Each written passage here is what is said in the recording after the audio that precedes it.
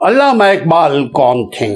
علامہ اقبال ہمارے اور آپ کے محسن تھے، تعلیمی، سیاسی، جغرافیائی اعتبار سے۔ 1914 میں یورپ سے واپسی کے بعد علامہ اقبال کا زمانہ، اس سے پہلے آپ کی سوچ اور 1914 کے بعد علامہ اقبال کی سوچ میں ایک واضح فرق، واضح تبدیلی محسوس ہونے لگی۔ یورپ میں پہلی جنگ عظیم شروع ہو چکی تھی، اس کے اثرات ہندوستان میں بھی نمایاں ہو رہے تھے۔ انگریزی حکومت یعنی برطانوی حکومت کا رویہ سخت سے سخت تر ہوتا جا رہا تھا۔ جنگ کے خاتمے کے بعد خواتین و حضرات، علامہ اقبال کے بارے میں 2 مارچ 1910 کو پنجاب یونیورسٹی کے فیلو نامزد کیے گئے لالا رام پرساد، پروفیسر تاریخ یعنی ہسٹری کے پروفیسر، گورنمنٹ کالج لاہور کے ساتھ مل کر نصاب کی ایک کتاب تاریخ ہند مرتب کی گئی، جو 1913 کو چھپ کر آئی۔ آگے چل کر مختلف اوقات میں oriental and arts faculty, senate اور سینڈیک کے ارکان بھی علامہ اقبال رہے۔ 1919 میں اورینٹل فیکلٹی کے ڈین بنا دیے گئے۔ یاد رکھیے، ایک زمانے میں وہاں پڑھا کرتے تھے، آج وہاں کے ڈین بنے ہوئے ہیں۔ ڈین پرنسپل کا مقام رکھتا ہے۔ ڈین بنائے گئے۔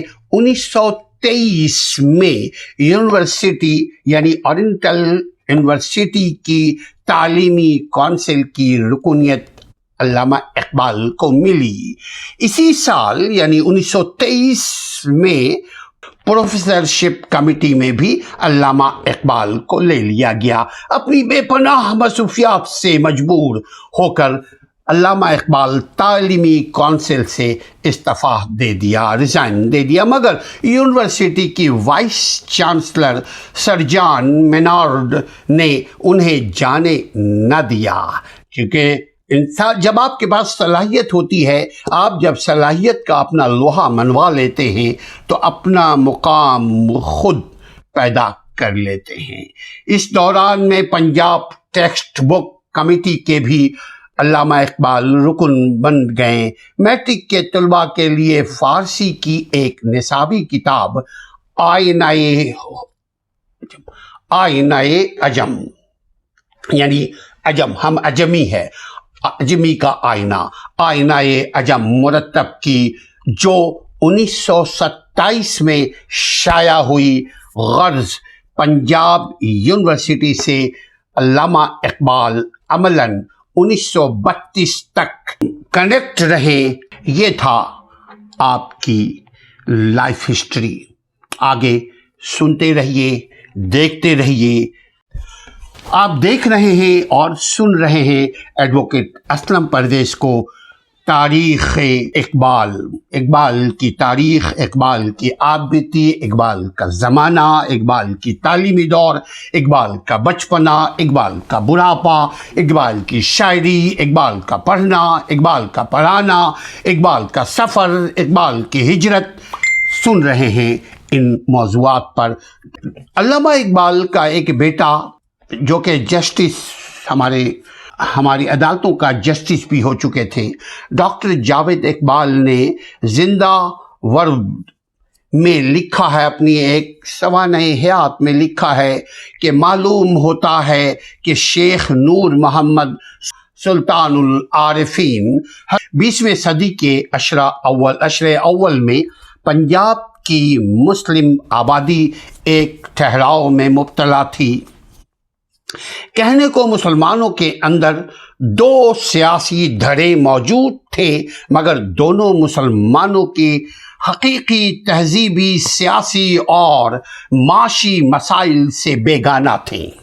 ان میں سے ایک کی قیادت سر محمد شفیع ساتھ میں تھی اور دوسرا سر فضل حسین بھی اپنے حمایتیوں کو لے کر پہنچے تھے۔ یہ دو تنظیمیں تھیں۔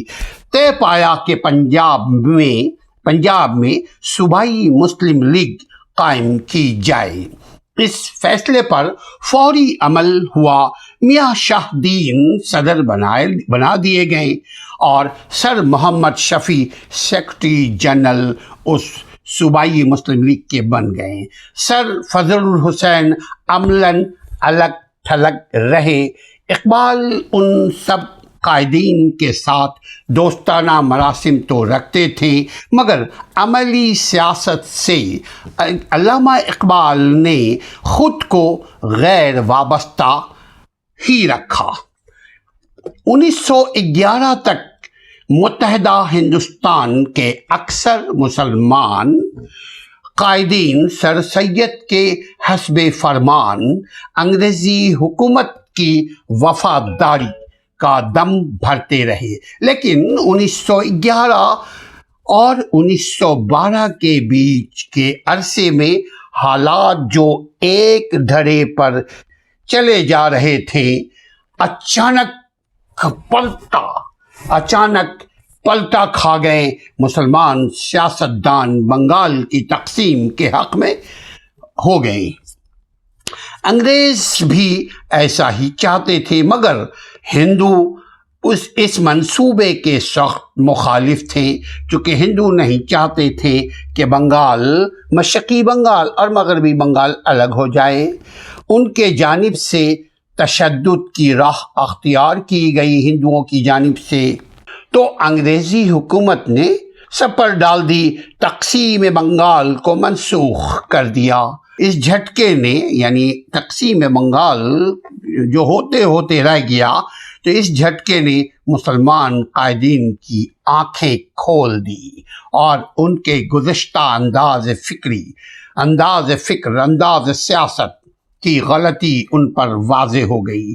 انہیں اب آ کر احساس ہوا کہ اپنی قومی اور اپنی سیاسی زندگی کے تحفظ کے لیے صرف سرکار کی وفاداری پر کمر بستہ رہنا یا انگریزوں کے بنائے ہوئے آئینی قانونی ذرائع اختیار کیے رکھنا ناکافی ہے اور بے معنی ہے، بے وقت ہے، فائدہ نہیں ہے انگریزوں کی غلامی کا۔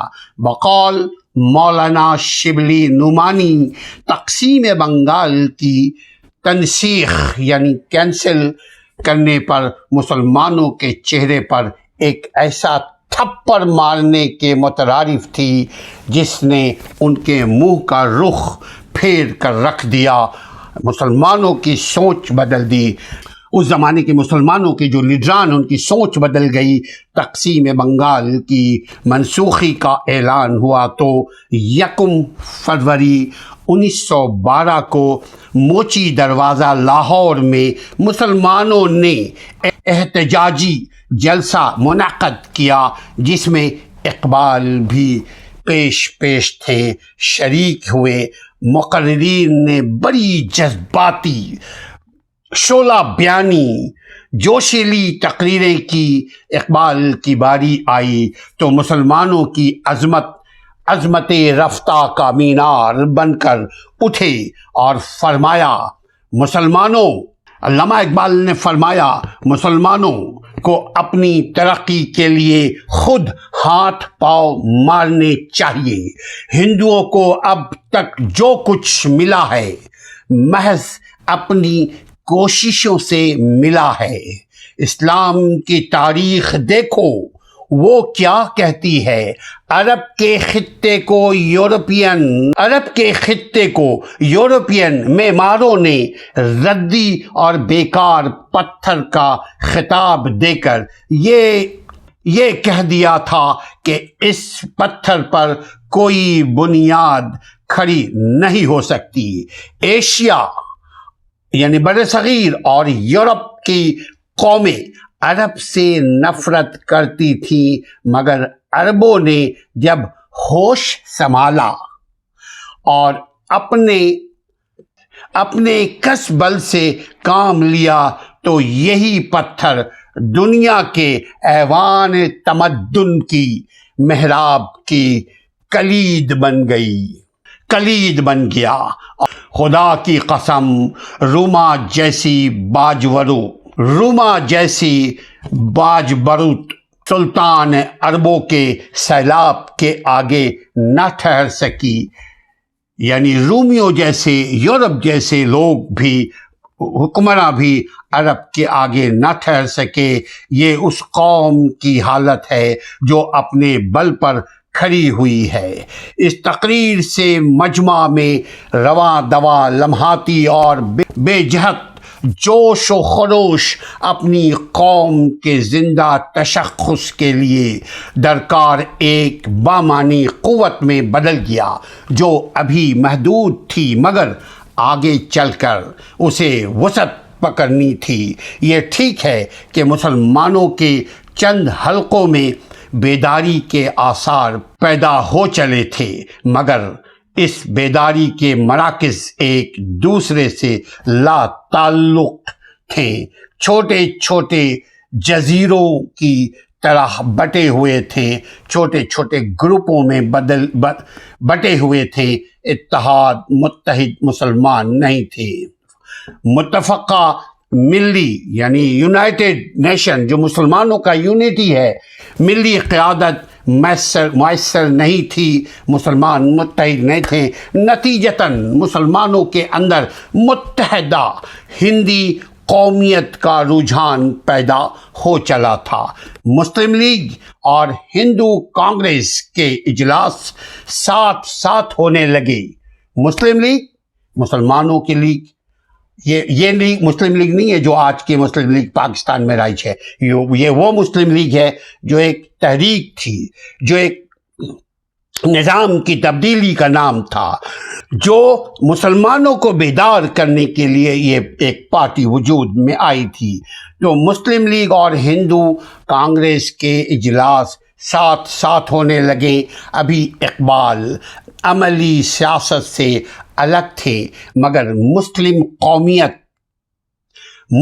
قومیت کے اس اصول پر پوری طاقت کے ساتھ قائم تھے جو ان پر قیام انگلستان کے زمانے میں انکشاف ہوا تھا۔ یورپ سے واپسی کے بعد 1914 تک کا زمانہ اقبال کی بنیادی فکر کی تشکیل و تکمیل کا زمانہ رہا ہے۔